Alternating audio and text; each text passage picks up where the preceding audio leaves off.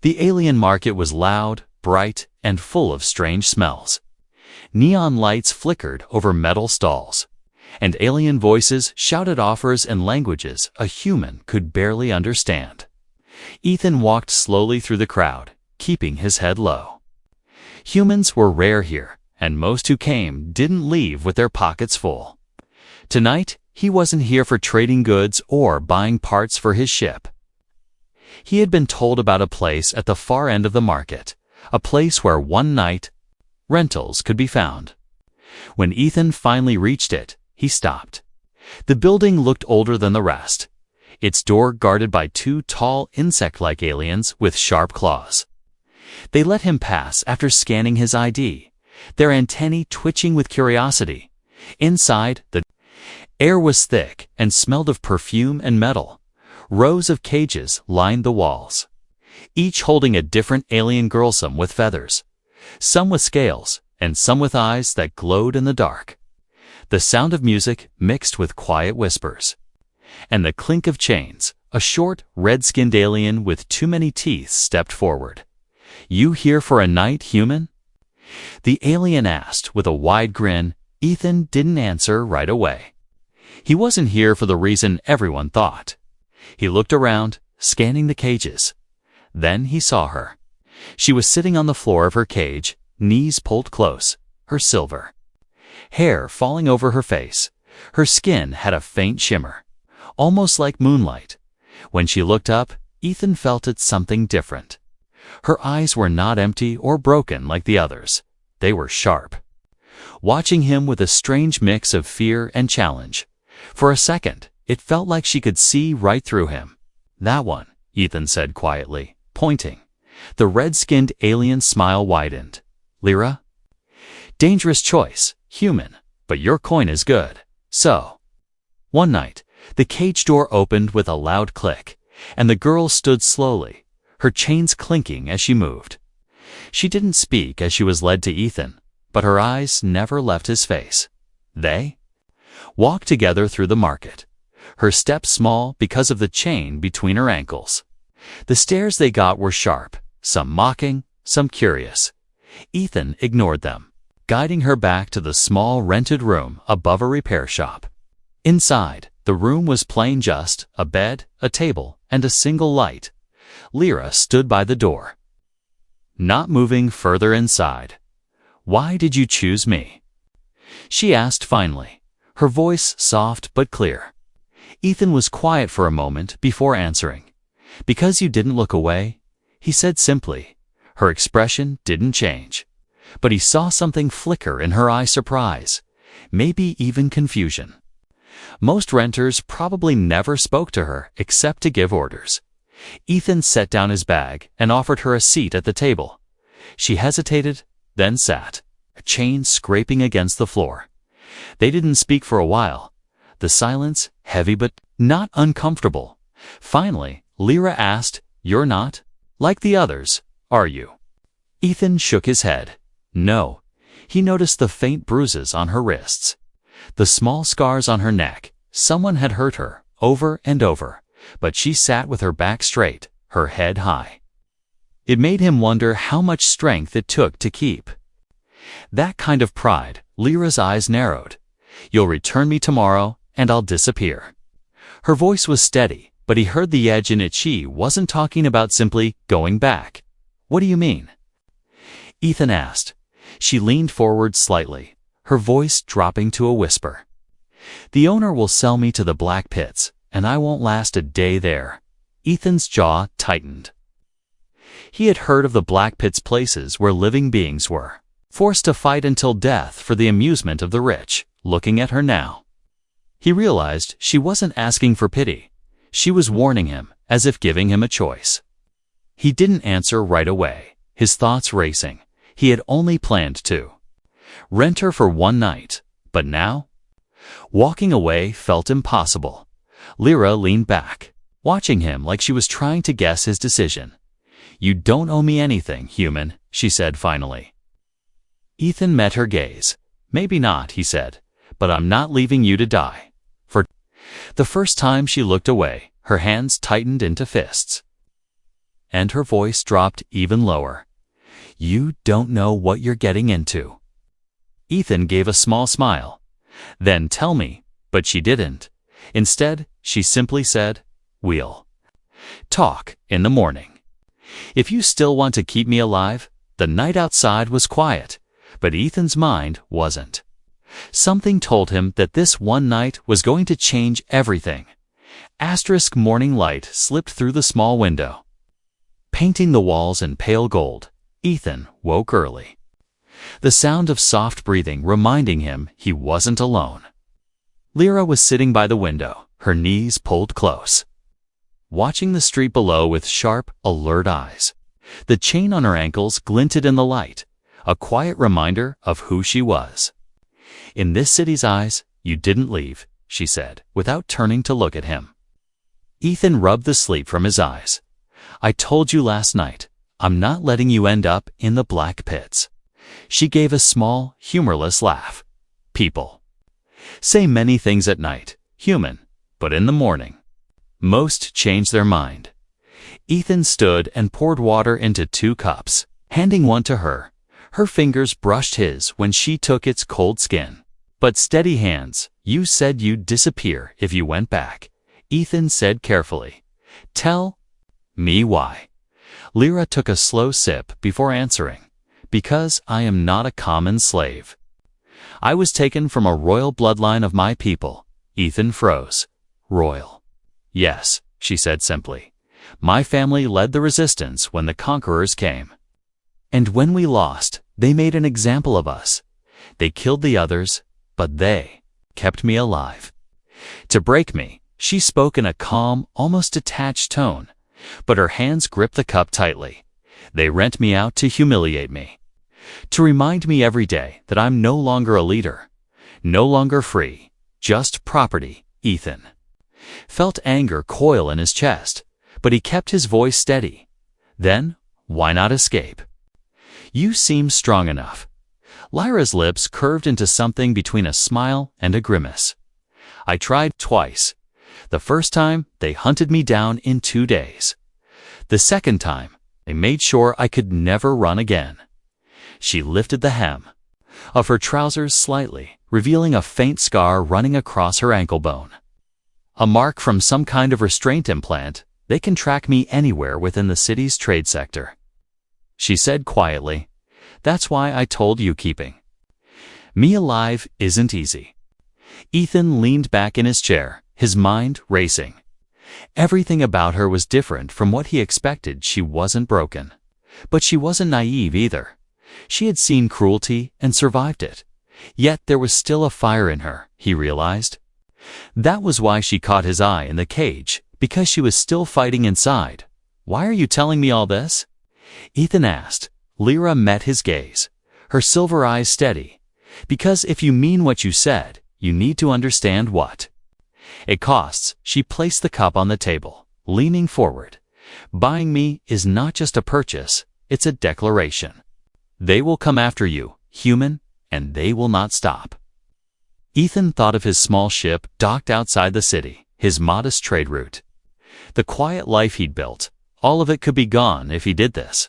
But when he looked at her, he knew. The choice had already been made in his heart. You survived to escape attempts. Ethan said slowly, "That means you're still here for a reason." Her voice softened. "Yes. Because deep inside, I still believe I can be free." She hesitated, then added, "But I can't do it alone." A knock at the door broke the moment, sharp and impatient. Ethan motioned for her to stay quiet as he opened it slightly. A tall, gray-skinned alien stood there, wearing the red-marked badge of the market enforcers. "You have until sundown to return the merchandise," the enforcer said coldly. "Or you pay the penalty triple the rate." Ethan closed the door without answering. Lyra's eyes searched his face. "Well, what will you do?" Ethan sat down slowly. "I think I'm going to buy you." Her breath caught. "Do you even have enough credits?" "I'll find them," he said firmly. "And once I do, you're never going back there." For the first time, her mask of calm cracked, and he saw something raw and unguarded in her expression. It wasn't gratitude, it was disbelief.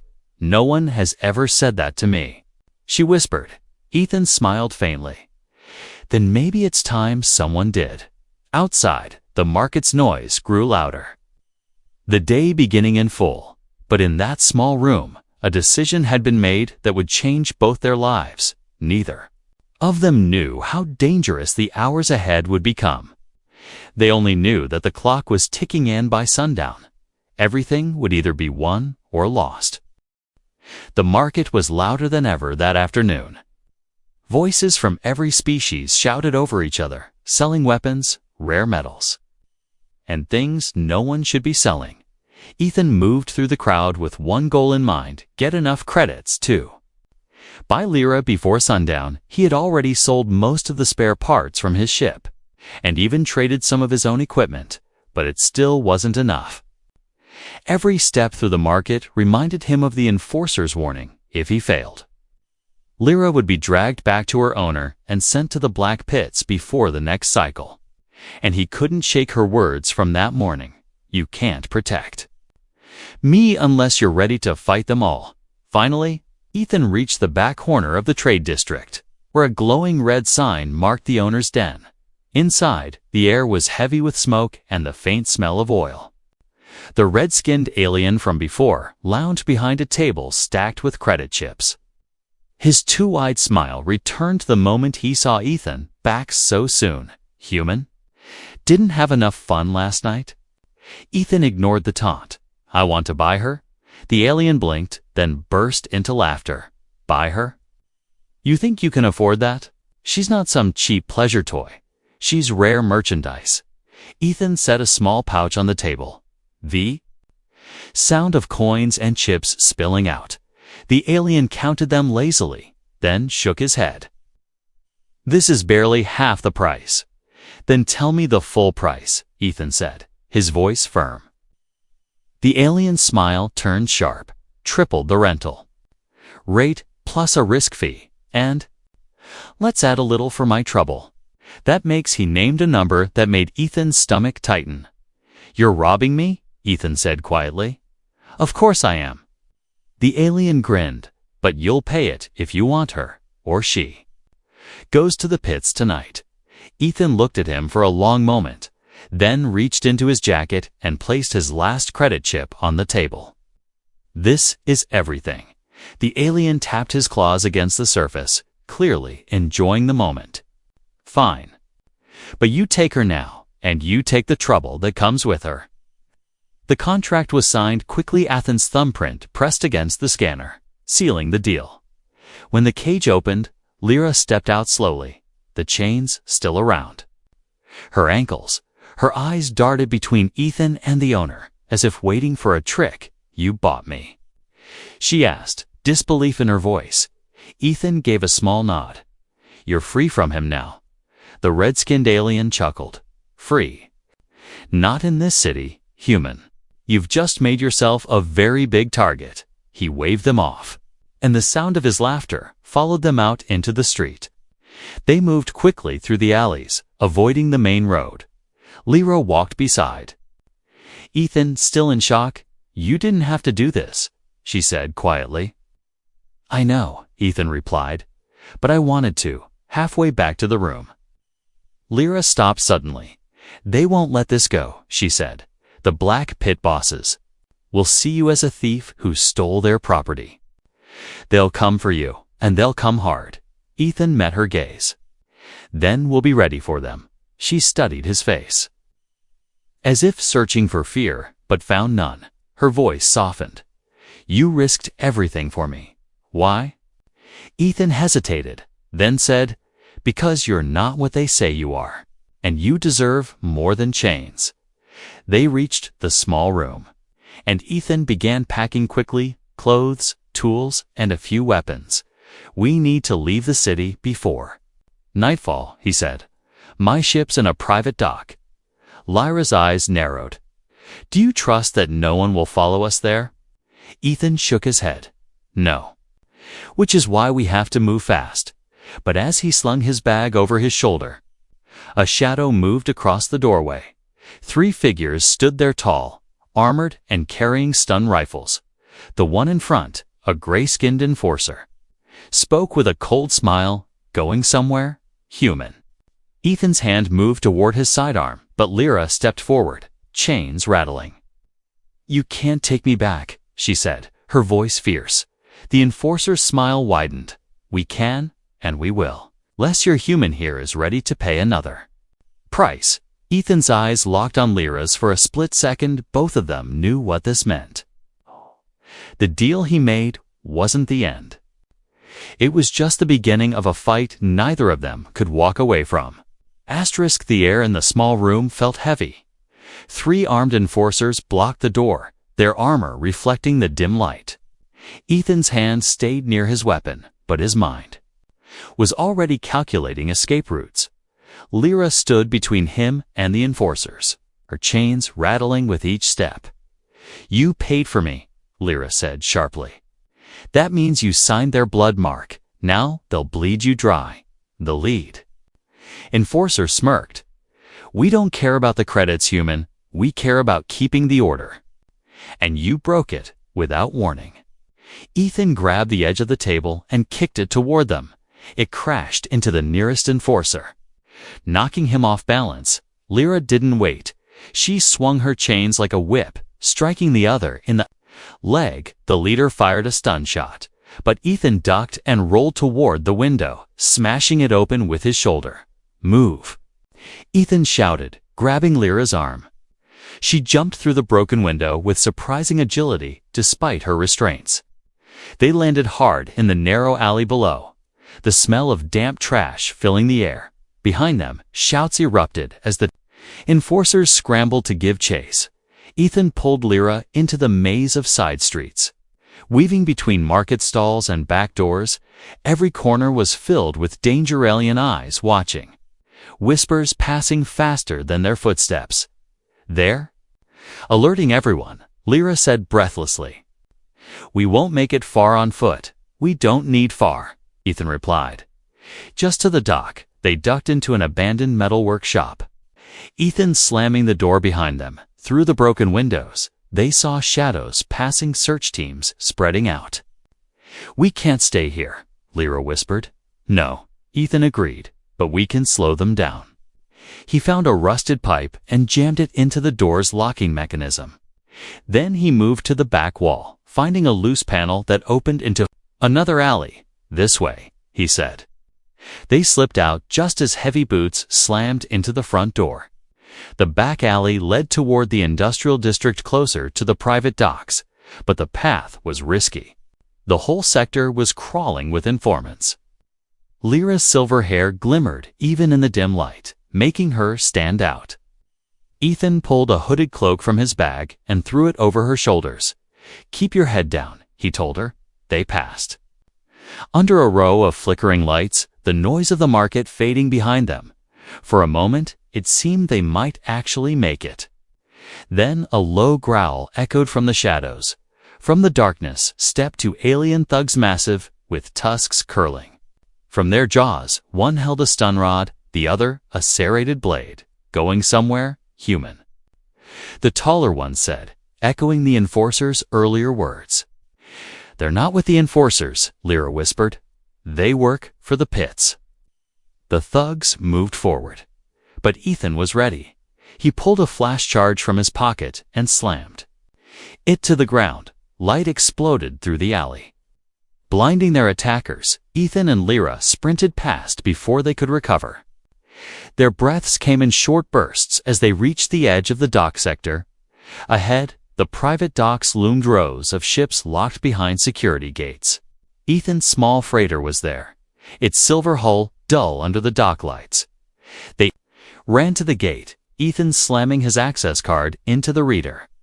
It buzzed, then flashed red. "Locked out," Ethan muttered. "They've already flagged my ship." Lyra scanned the area quickly, then pointed, "Cargo chute. There." They dashed to the far end of the dock, where a wide maintenance chute dropped into the storage bay beneath the ships.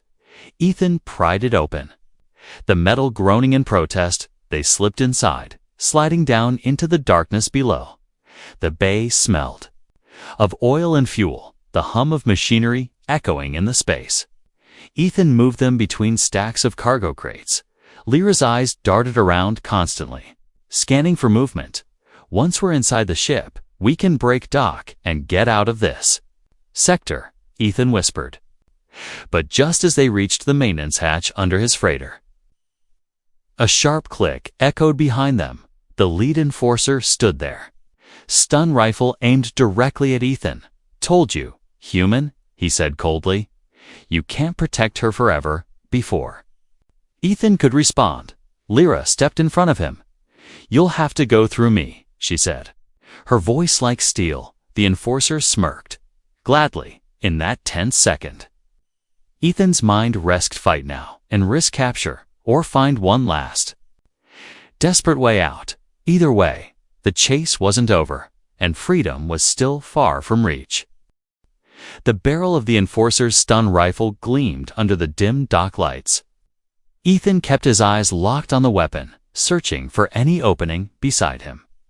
Lyra stood tall, despite the chains around her ankles, her silver hair falling across her face. "You really want to do this?" Ethan asked the enforcer, trying to keep him talking. The gray-skinned alien's grin widened. "I've been paid to take her back, and I always finish my jobs without warning." Lyra moved faster than Ethan had seen her before. She swung her chained ankles in a wide arc, the heavy links striking the enforcer's wrist. The rifle fired a blue flash, cutting the air, but the shot went wide. Ethan lunged forward, grabbing the enforcer's arm and slamming him into the side of a cargo crate. The struggle was short but brutal by the time the enforcer hit the floor. He was unconscious. Ethan kicked the rifle aside, breathing hard. Lyra looked at him with a faint smirk. "Not bad for a human traitor." Ethan gave a tired smile. "Not bad for someone in chains." She glanced down at her ankles, her smirk fading. "We need to get those off," he said, pulling a small cutting tool from his bag. The tool hissed as it cut through the metal and the chains fell away, clattering to the floor. For a moment, Lyra just stared at her freed ankles, almost as if she couldn't believe it. When she looked up, her voice was quieter. "No one's ever done that for me." Ethan shrugged. "Then they should have." They moved quickly into the maintenance hatch under Ethan's ship, climbing up into the cramped engineering bay. Lyra kept glancing over her shoulder, her instincts clearly on edge. "You're expecting more trouble," Ethan said. "I'm always expecting more trouble," she replied. "It's kept me alive this long." Once inside, Ethan sealed the hatch and powered up the engines. The low hum of the ship filled the space, a sound that always brought him comfort. But Lyra didn't relax. Her eyes scanned every corner like a soldier checking for threats. "You've been in fights before," Ethan said suddenly. Lyra didn't answer right away. Then she sighed. "I told you I was from a royal bloodline. But before they captured me, I was also a commander." Ethan raised an eyebrow. "Commander? In an army?" "Yes," she said simply. "I led troops against the invaders. I fought on the front lines. I bled for my people. And when we lost, they made sure everyone saw me fall." Ethan could hear the weight in her voice, the sharp edge of memories that still burned. "What happened after?" he asked quietly. "They kept me alive," she said bitterly. "Not out of mercy, but to use me as a symbol of defeat. They paraded me in chains. They made me fight in small arenas to amuse the rich. And when I refused to break, they decided to rent me out like an object.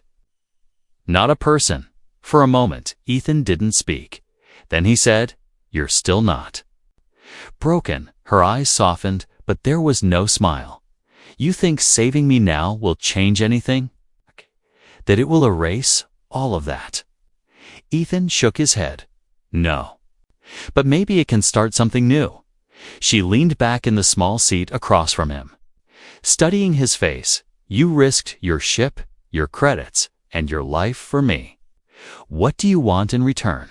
she asked, her tone serious. Ethan met her gaze without hesitation. Nothing. Except to know you're safe. For a long moment, neither of them spoke. The ship's hum was the only sound until Lyra finally said, "Safety is an illusion, human. But trust is rare, and I think you've earned mine." Before Ethan could respond, the ship's proximity alarm blared. Ethan checked the screen. 3 small hunter crafts were closing in fast. "They found us," Lyra said. "Already?" Strapping herself into the co-pilot seat, "You know how to handle ship weapons?" Ethan asked, her lips curved into the faintest grin. "Better than you." The docking clamps disengaged, and the ship lifted from the bay floor. Outside, the hunters moved into formation, their weapons locking on. Inside, Ethan and Lyra shared a quick glance, one of determination, not fear. "Then let's show them what happens when they chase the wrong people," Ethan said, pushing the throttle forward. The engines roared, and the chase began. The engines roared as Ethan's freighter shot out of the dock. The cold black of space spread out before them. But freedom was still far away. 3 hunter crafts followed in tight formation, their sleek black hulls glinting under the distant stars. "They're faster than us," Ethan muttered, gripping the controls. "Then we make them slower," Lyra said, already tapping commands into the weapons console. The ship's targeting system beeped as she locked onto the lead hunter. "Hold us steady for 3 seconds," she ordered, her voice calm but sharp. Ethan swerved left, avoiding a burst of plasma fire, then steadied the ship just long enough for Lyra to fire. A streak of red energy shot from their cannons, hitting the hunter's right wing. The enemy ship spun out briefly before recovering, but now it lagged slightly behind. "They're not trying to kill us," Lyra noted. "They want to disable the ship and take us alive. That's supposed to make me feel better?" Ethan asked. "No," she replied flatly. "It means they'll fight harder." The second hunter moved up on their flank, its weapons charging. Ethan jerked the freighter into a roll, the blast passing just inches from the hull. Metal groaned in protest as the ship strained under the sudden maneuver. "Remind me to never rent this docking bay again," Ethan said through clenched teeth. "If we live, I'll make sure of it." Lyra replied, firing again. This time, the shot hit the second hunter's engine directly. Flames burst from the back of the ship, and it spun away into the darkness, disappearing from view. "One down," she said, her voice almost cold. Ethan glanced at her. "You've done this before?" Her silver eyes stayed on the targeting screen. "Too many times." The remaining 2 hunters spread out, one moving above and the other dropping below. "They're trying to box us in," Lyra said. Ethan's hands tightened on the controls. "Not if I flip the board." He pushed the freighter into a sharp dive, heading straight toward the asteroid belt ahead. The hunters followed, but the field was dense, with spinning rocks and debris inside the cockpit. The hull sensors beeped warnings as they skimmed past jagged stone. "Are you insane?" Lyra demanded. "Probably," Ethan said, "but this is the only place I can even the odds." The lead hunter fired, but the shot struck an asteroid instead, shattering it into a cloud of fragments. Ethan weaved through them, the freighters shields sparking as smaller rocks bounced off. Lyra's fingers flew over the controls, firing short bursts to force the hunters to change course. One enemy pilot made a wrong move, scraping too close to a large asteroid. The collision tore through its wing, sending the craft spinning helplessly before exploding in a flash of light. "That's 2, Lyra said, "which leaves 1 very angry one," Ethan replied.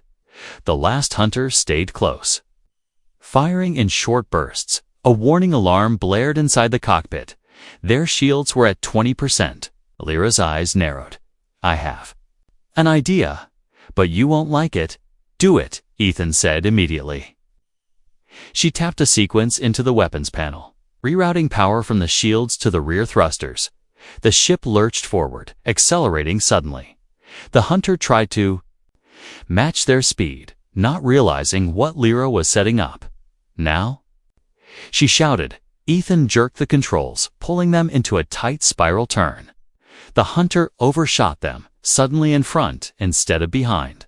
Lyra fired the freighter's main cannon at full power. The blast tore through the hunter's cockpit, and the ship vanished in a burst of fire.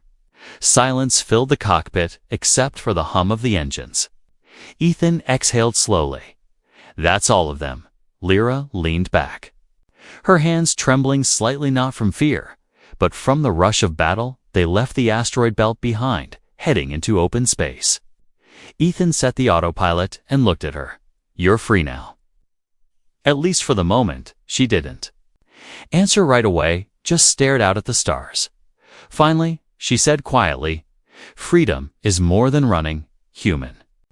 It's having a place where you belong. Ethan nodded. Then let's find you one. Lyra's lips curved into the smallest of smiles. Maybe I already have. Far behind them, deep in the black, a single encrypted signal pulsed through space. The message was short but clear. Target escaped. Bounty doubled. Ethan didn't see it, but he felt the truth of it. They weren't safe yet. The fight for freedom was far from over. 2 days had passed since they escaped the asteroid belt. Ethan's freighter drifted quietly through the outskirts of a forgotten star system. No hunters, no enforcers, no markets filled with chains, just silence and endless stars. Lyra stood by the main window, her silver hair catching the soft light of a nearby sun. For the first time since Ethan met her, there was no tension in her shoulders. She looked peaceful, but also a little lost. This place is far from the trade routes, Ethan said, walking up beside her. Good, she replied, her voice calm. That means they won't find us here. They had landed the day before on a small green moon. Rich with forests and rivers, the air was clean, the soil fertile, perfect for starting over. Ethan had chosen it because it was far from anyone's control. Here, no one cared who you were or where you came from. You've been quiet, Ethan said, handing her a small mug of warm tea. Lyra accepted it, holding it in both hands.